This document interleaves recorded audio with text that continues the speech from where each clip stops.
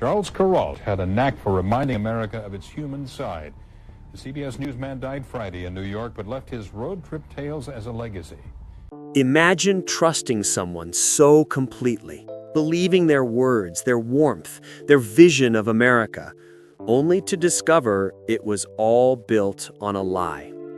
That's exactly what happened when Charles Kuralt, the legendary face of CBS News, passed away.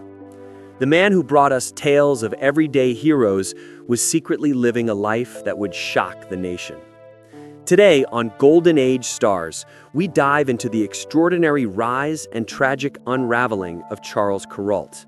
From his small-town beginnings to his Emmy-winning legacy and the hidden double life that only surfaced after his final breath. Born in 1934 in North Carolina, Charles Kuralt didn't grow up in luxury.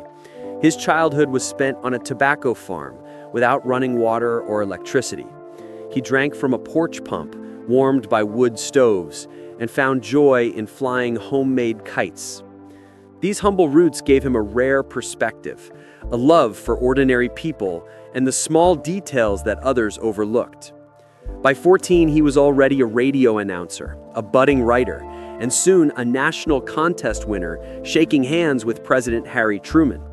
The seeds of a remarkable career were already sown. Becoming America's voice. Kuralt rose quickly. By his early 20s, he was working for CBS News, the youngest correspondent in their history. He covered the Kennedy-Nixon debates, war in Vietnam, and protests during the Civil Rights Movement.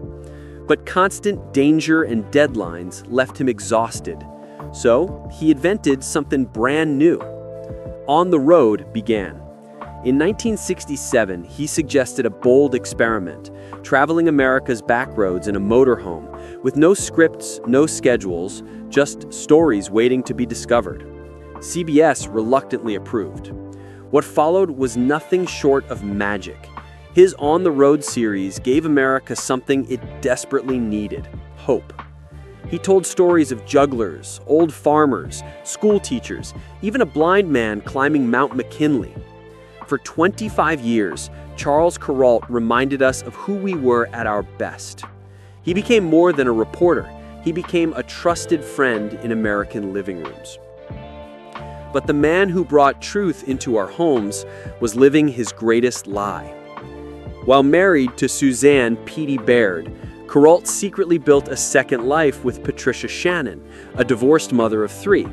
Their relationship lasted nearly 30 years.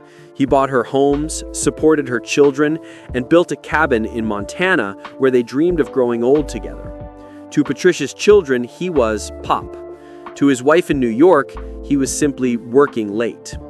Over decades, he gave Patricia more than $500,000. What looked like dedication to work was really a devotion to another family.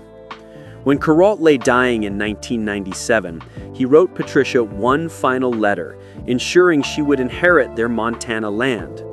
After his death, Patricia arrived at his funeral with that letter. For his wife and daughters, the truth hit like a thunderclap.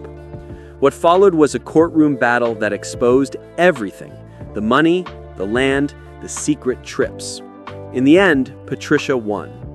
Kuralt's public image, once built on honesty and trust, was forever fractured.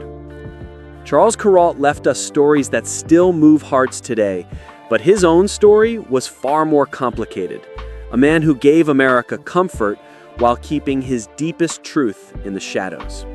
If you enjoyed this story, make sure to subscribe to Golden Age Stars, where we uncover the hidden lives behind the legends of yesterday.